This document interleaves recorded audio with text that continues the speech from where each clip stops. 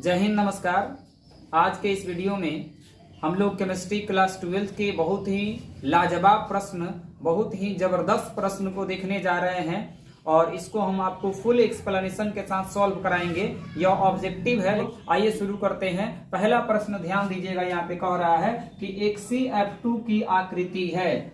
एक CF2 का आकृति है, यानी शेप ऑफ एक CF2 is linear, triangular, angular, planar. इसमें से कौन सा ऑप्शन सही है? तो यहाँ पे ध्यान दीजिएगा, कह रहा है XeF2।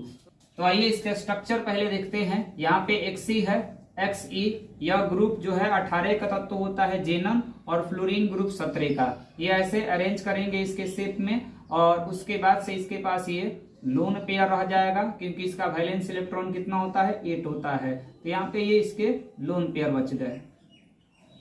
ऐसे शेप को ध्यान दीजिएगा, ऐसे शेप को हम लोग क्या बोलते हैं? तो ऐसे शेप को हम लोग बोलते हैं लीनियर शेप। ऐसे शेप को क्या बोलते हैं? लीनियर। और इसके बीच का जो एंगल बनता है वह 180 डिग्री का होता है। तो ये भी आप लोग याद रखेंगे कि XeF2 में इसके बीच का बॉन्ड एंगल 180 डिग्री का होगा, और यह शेप जो दिख रहा है यह कैसा शेप होगा? लीनियर होगा।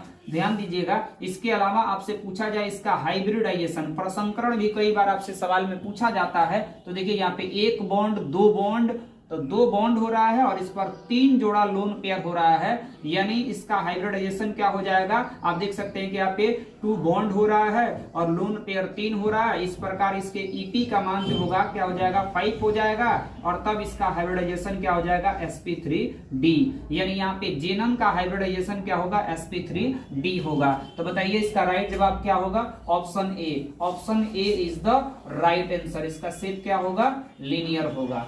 तो याद रखिएगा, ऑब्जेक्टिव में क्या पूछा जा सकता है? शेप, बॉन्ड एंगल और हाइब्रिडाइजेशन। आइए नेक्स्ट क्वेश्चन है, बहुत ही लाजवाब प्रश्न, बार बार पूछे जाते हैं एग्जाम में। देखिएगा, कह रहा है क्षारीय मृदा धातु का इलेक्ट्रॉनिक विन्यास है। क्षारीय मृदा धातु यानी अल्कलाइन अर्थ मेटल।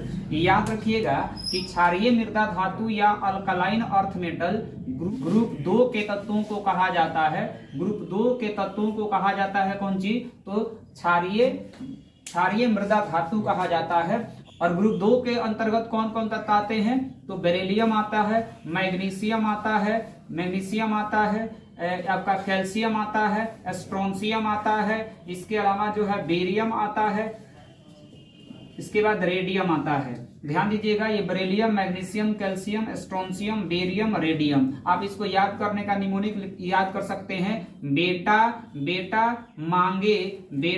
मांगे कार स्कूटर। बेटा मांगे कार स्कूटर, और बाप जो है माने फादर जो है वो क्या है? राजी है देने के लिए, राजी है देने के लिए। यह ग्रुप 2 के तत्व होते हैं और इसी को क्षारीय मृदा धातु कहा जाता है। बेटा मांगे कार स्कूटर, बाप राजी। और याद रखिएगा, इन सबके बाह्यतम कक्षा में 2 इलेक्ट्रॉन आते हैं। कितने इलेक्ट्रॉन आते हैं? 2 इलेक्ट्रॉन। तो इनकी वैलेंस इलेक्ट्रॉन कितना हो जाएगा? 2 हो जाएगा। वैलेंस इलेक्ट्रॉन कितना होगा? 2। और इनकी वैलेंसी भी कितना हो जाएगी? संयोजकता भी कितना हो जाएगा? 2 हो जाएगा। और इसके अनुसार इसका आउटर ऑफिसी जो होता है वह क्या होता है? NH2 होता है। तो इसका राइट आंसर क्या होगा? Option A. Option A is the right answer. इसका दूसरा क्वेश्चन देखते हैं। निम्नलिखित में कौन सा धातु, यहाँ पे धातु पूछा गया है, निम्नलिखित में कौन सा धातु साधारण तापक्रम पर द्रव होता है यानी लिक्विड होता है? ऑप्शन ए कह रहा है जिंक, ऑप्शन बी पारा, ब्रोमीन, जल।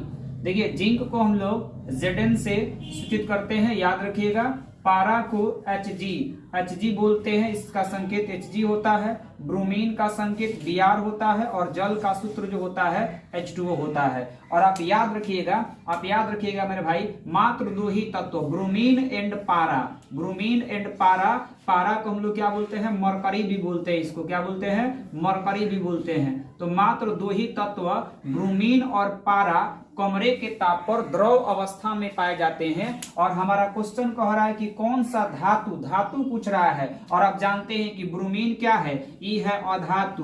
ब्रोमीन क्या है? अधातु। और पारा या मरकरी क्या है? धातु। पारा या मरकरी क्या है? धातु है। तो सवाल में पूछा है कि धातु द्रव में पाया जाता है, यानी इसका राइट आंसर कौन होगा? पारा, या जिसको मरकरी भी बोलते हैं, जिसका सिंबल क्या होता है? Hg।